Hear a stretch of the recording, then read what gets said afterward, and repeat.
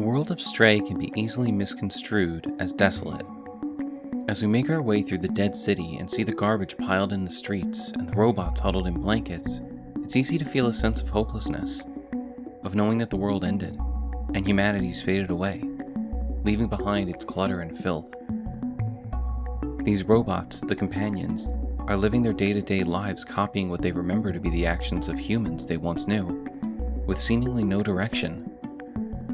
They make no effort to clean the streets or build anything better because they're trapped in a city they didn't create, living in garbage they didn't create, surrounded by a threat to their lives that they didn't create. It's easy to see the desolation of this shantytown and think that this is it. This is what was left behind. But it's not true. While of course the problems left behind by humanity are apparent when making our way through this world, there's also a sense of happy nostalgia for them amongst the companions. What started as mimicking human actions has blossomed into new thoughts and a desire for personal growth.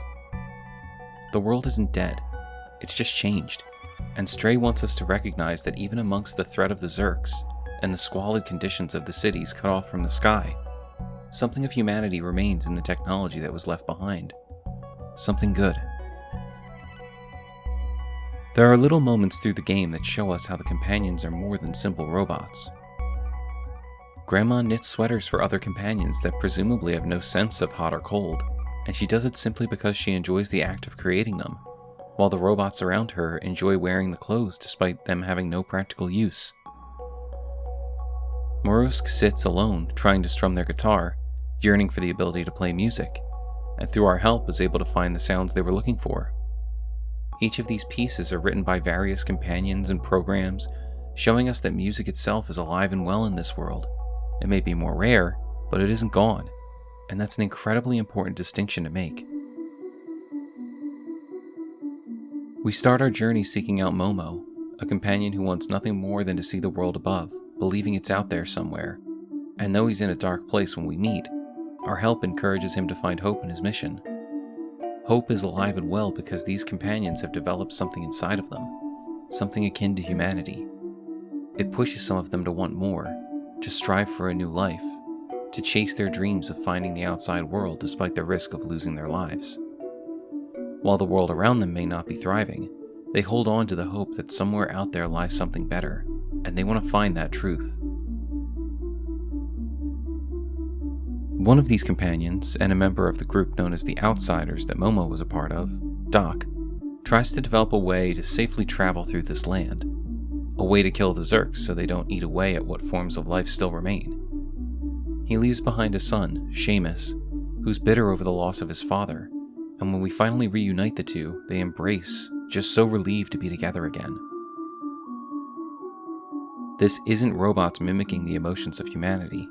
This is a son overjoyed that his father is alive, and a father who thought he'd never see his son again, overwhelmed by the moment. The rest of their friends and neighbors crowd them, both amazed and overjoyed to have Doc back, showing how their community can come together to celebrate good news. Throughout Stray, we encounter so many companions that are happy to muddle along in the world they have, chasing money and comfort, the same way many do in today's world. They aren't looked down upon by those who want more. They're living and may even consider themselves thriving in this world. While they aren't chasing something more, that in itself shows us how the world isn't dead. It's moving along just fine without us. The day-to-day of reading, stocking, knitting, working, daydreaming, and even partying all exist without us in this place long divested from humanity. As we make our way through the world, we continue to find members of Momo's group dedicated to finding the outside. Balthazar now lives in a town created around a tree teeming with life, just past the sewers. He's dedicated to looking inward to find fulfillment in his life instead of chasing the outside world. Another look at how the companions have developed and evolved to the point where they can find fulfillment by looking inward. This whole town seems to be full of artists trying to create something new through games, paint, and plants, adding beauty to the world they inhabit instead of looking for beauty elsewhere. Next we find Clementine, the member of the Outsiders who's gotten closer than any to finally reaching the surface.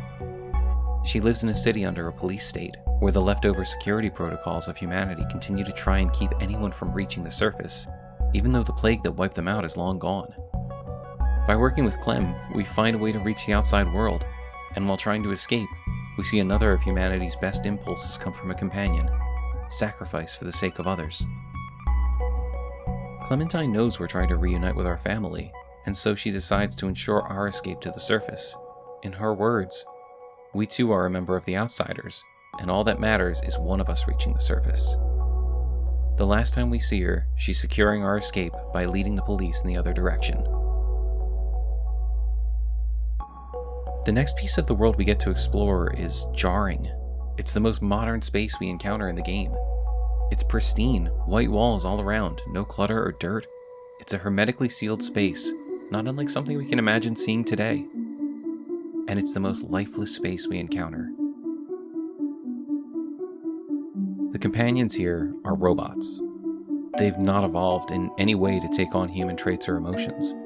They simply welcome us to the room and tell us what areas are locked off and why they can't be opened. There are no signs of life or personality. Perhaps they have the potential to grow, like the companions we've encountered through the game, but without the struggle of living in the world left behind by humans, they haven't. They remain stagnant in time. It's the most uncomfortable feeling in the game to be faced with these robots you're used to being so full of life and personality, just being blank slates.